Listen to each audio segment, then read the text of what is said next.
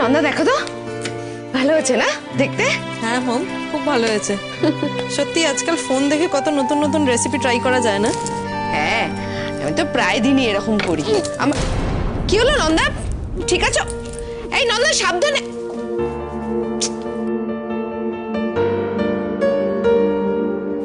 এই নন্দা, নন্দা কোথায়? নন্দার আবার শরীরটা খারাপ করেছে, ও একটু ভমিটিং টেন্ডেন্সি হচ্ছে। আবার বমি করছে? ঠিক আছে, আমি দেখছি।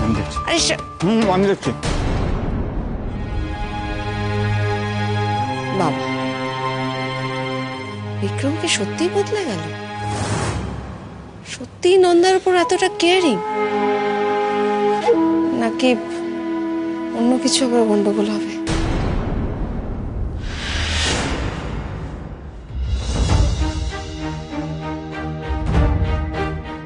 এই নন্দা, এদিকে এসো। কি বলো? একবার দেখো। কি দেখবো?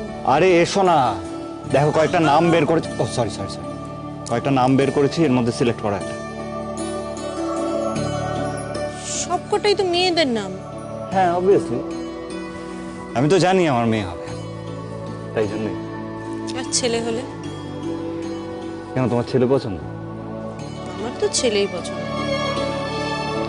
কিন্তু আমি জানি আমার মেয়ে হবে, দ্য সেকেন্ড নন্দা।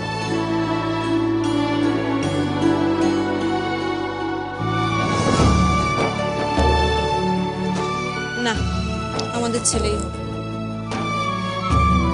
এই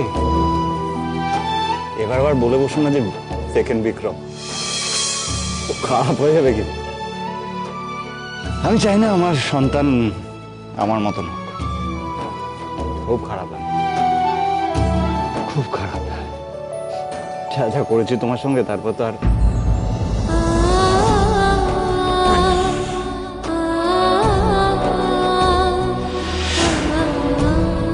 আমিও তো খুব খারাপ একটা মানুষ ছিলাম, তাই না? অনেক ভুল, অনেক অন্যায়, বেইমানি করেছি সবার সঙ্গে। কিন্তু এখন আমরা ভালো মানুষ হওয়ার চেষ্টা করছি, তাই না?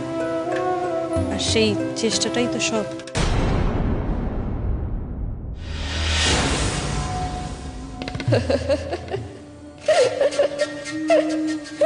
বাপরে,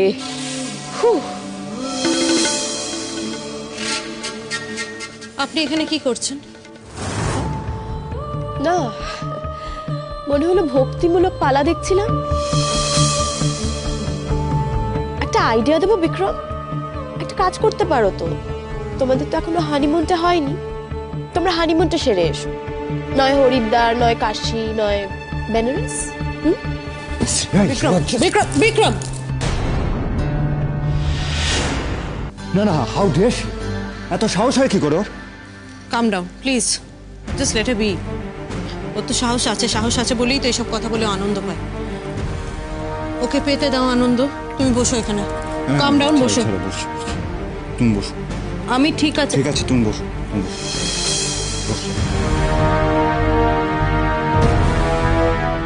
তারা কম করে দেওয়া। এই তুমি আয়রন ট্যাবলেটটা খেয়েছো? সরি, ভুলে গেছি।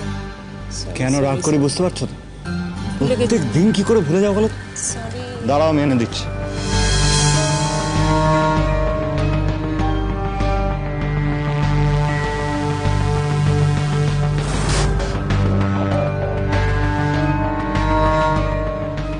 একটাও ছেলের নাম নেই?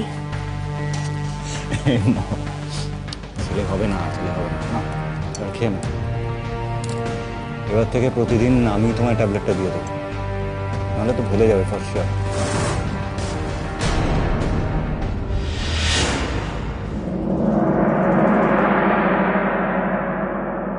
বলছি শোনো না, ওই যে রেকর্ডিং স্টুডিওটা যেখানে যাচ্ছি, তুমি প্লিজ যাবে আমার সাথে? কি বোকা বোকা কথা বলছো বলো তো? তোমাকে যেতে বলেছে, আমি যাবো কেন? দেখো, আমি তো ওখানে কাউকে চিনি না, আর সৌনক নিজের কাজে ব্যস্ত থাকবেন, আমি কি করব? ভ্যারেন্ডা বাজবে তেল ছাড়া, হেলদি হবে। তোমার এই ইয়ার্কিগুলো না আমার একদম ভালো লাগে না, প্লিজ চলো না প্লিজ। আমি এমনিও যেতে পারবো না, আজকে হসপিটালে অনেকগুলো কাজ আছে। তবে হ্যাঁ, I am really very proud and happy for my wife. তুমি যেরকম ভাবে ইন্দুর কেসটা হ্যান্ডেল করলে আমি তো ভাবতেও পারছি না। কি ব্যাপার বলো তো, আমার এত প্রশংসা করছো, খুব হ্যাপি নাকি? হ্যাপি তো বটেই। কেন? এই যে তুমি সমস্ত ঝামেলা মিটিয়ে আবার ঝাড়া হাত পা হয়ে আমার কাছে এসছো, আবার আগের মতো আমাকে বেশি সময় দিতে পারবে, সেই জন্য। কি যে বলো না তুমি, আমি তোমাকে সময় দিই না? হ্যাঁ, দাও, একটু আগে কম দিতে আর কি। আগে চোখ না আবার কি আছে, আমি সত্যি কথাই বললাম। আমি তো ইনফ্যাক্ট এখন সৌনককে নিয়ে মাঝে মাঝে হিংসা করি। নিজের বন্ধুকে হিংসা করো তুমি? হ্যাঁ, করবো না? এই যে তুমি একাডেমি যাচ্ছ বারবার, এদিক ওদিক যাচ্ছ, সঙ্গে সৌনক যাচ্ছে, ও তো আমার থেকে বেশি তোমার সঙ্গে থাকছে, আর আমার থেকে বেশি অ্যাটেনশন কিন্তু সৌনক পাচ্ছে। আমি হিংসা করবো না বলো? বলো, বাজে বাজে কথা সব, মানে পারো তুমি এসব।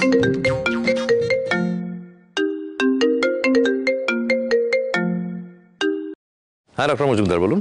স্যার, সবকিছু কিন্তু সহ্যের বাইরে চলে যাচ্ছে। আমি কিন্তু আর পরিস্থিতি সামলাতে পারছি না। কেন, কি হয়েছে? স্যার, কেউ একটা রিউমার ছড়াচ্ছে আপনার ব্যাপারে, আমাদের হসপিটাল নিয়ে বাজে কথা রটাচ্ছে।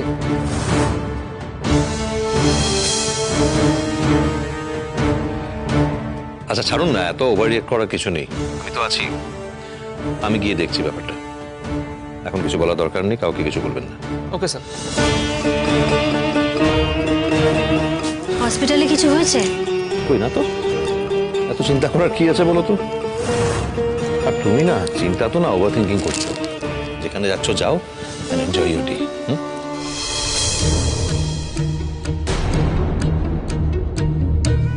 কিছু একটা হয়েছে, অনুভব বলতে চাইছে না আমাকে। কি হয়েছে? লুকোচ্ছে কেন আমার কাছে? কেন?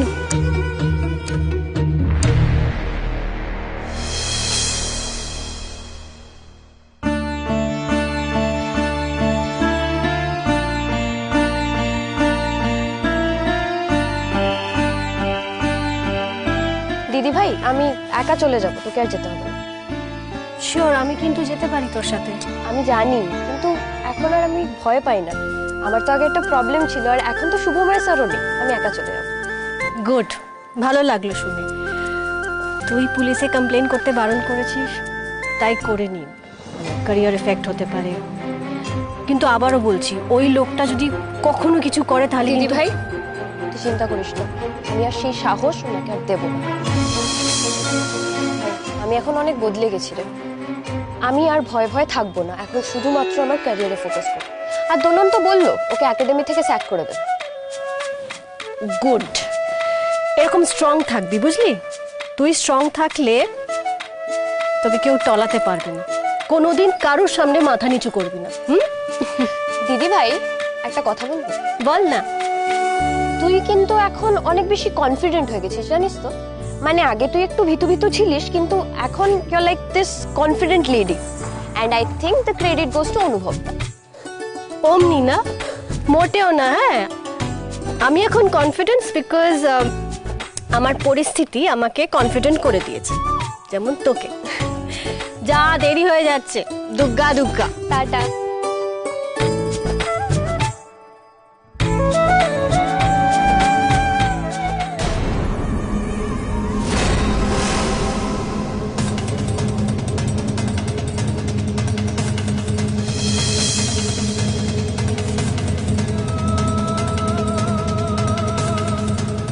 কি ব্যাপার, তুমি এখানে?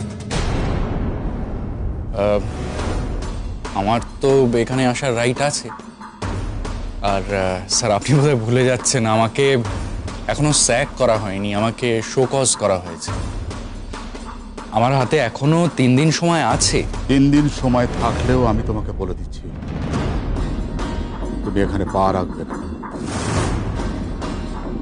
বেশ, ঠিক আছে, আপনার কথা না হয় আমি মেনে নেবো স্যার, বাট আইনত কিন্তু আপনি আমাকে। শুভময়, শুভময়, দেখো, আমি তোমাকে খারাপ কথা বলতে চাই না। তুমি এমন কোনো আচরণ করো না যাতে আমি বাধ্য হই তোমাকে খারাপ কথা বলতে। ওকে স্যার, ঠিক আছে, আমি আপনাদের বেশি সময় নষ্ট করব না। জাস্ট আমার কাজটা হলেই আমি এখান থেকে চলে যাব।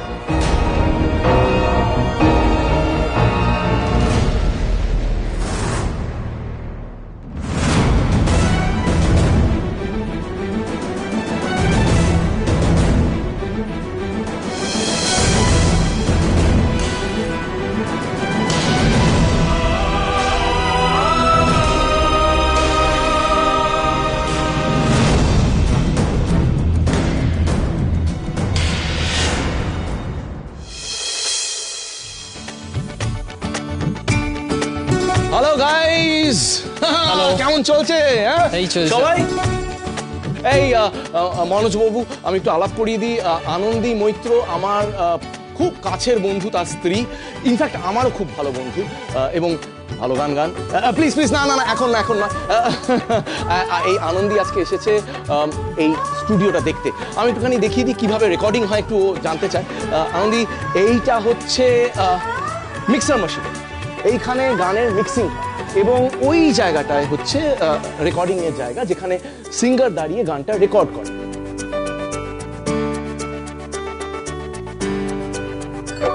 ইন্টারেস্টিং না পুরো ব্যাপারটা? বিষয়টা খুবই অদ্ভুত, মানে একটা গান রেকর্ড করতে এতগুলো মেশিনের প্রয়োজন হয়। এই টেকনোলজি না থাকলে কি করে একটা ভালো প্রোডাকশন বেরোবে? আচ্ছা, আমরা কি সব কথা দাঁড়িয়ে দাঁড়িয়ে বলবো নাকি? প্লিজ বসো বসো বসো বসো বসো। বলছি, আমি না একটা ছবিতে দেখেছিলাম, মানে ওই কিশোর কুমারজি আর লতা মঙ্গেশকরজি একসঙ্গে রেকর্ডিং করছে। এখন সেটা হয় না?